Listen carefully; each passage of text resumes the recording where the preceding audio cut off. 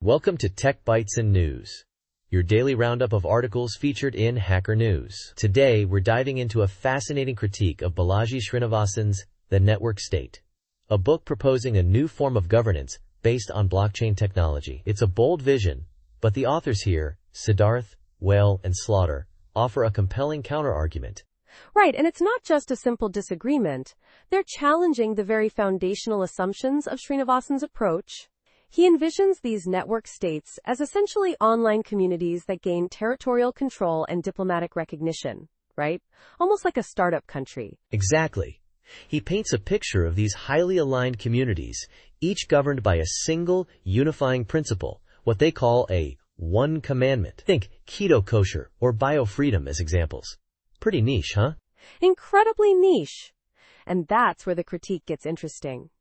The authors argue that this focus on homogeneity and enforced morality is fundamentally flawed. They point out that real-world problems require complex solutions, not simplistic unifying principles. Yeah, they argue that Srinivasan's vision is backwards-looking, more akin to a feudal system than a futuristic utopia. He emphasizes exit as a solution. If you don't like the rules, you leave. But that ignores the need for collective action and shared sacrifice for the common good. It's a bit of a simplistic view of human interaction, you know? I see. And they also challenge his reliance on blockchains as a panacea. While acknowledging the potential of blockchain technology, they emphasize that it's not a magic bullet for all societal ills. The authors highlight the potential for abuse of power within these network states, even with blockchain's transparency. The founder-ruler could theoretically seize assets at will. Precisely. The asymmetry of exit is a key point. You have the right to leave an existing nation-state, but within a network state, your assets could be controlled by the ruler. It's a power imbalance that's not really addressed.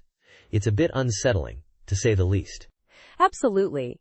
And the authors propose an alternative, a network society that embraces complexity and diversity. They advocate for empowering local communities to solve their own problems, while simultaneously coordinating globally on larger issues like climate change. It's a more nuanced, collaborative approach. It's a much more realistic and, dare I say, hopeful vision. They highlight the potential of technologies like AI and improved governance mechanisms to foster greater participation and accountability.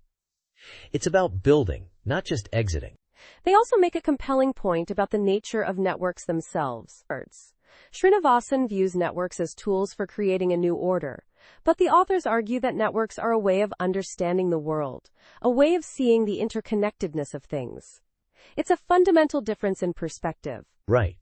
It's about understanding the complex interplay of social, economic, and political systems, not simplifying them into a single, easily controlled entity. It's a much more holistic approach. So, in conclusion, while Srinivasan's network state is a thought-provoking concept, the authors present a strong case for a more inclusive and collaborative approach to leveraging networks for societal improvement.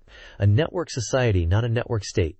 Exactly. A much more realistic and ultimately more promising path forward. Thanks for joining us on Tech Bytes and News. Thanks for listening, everyone. Have a great day. Bye-bye.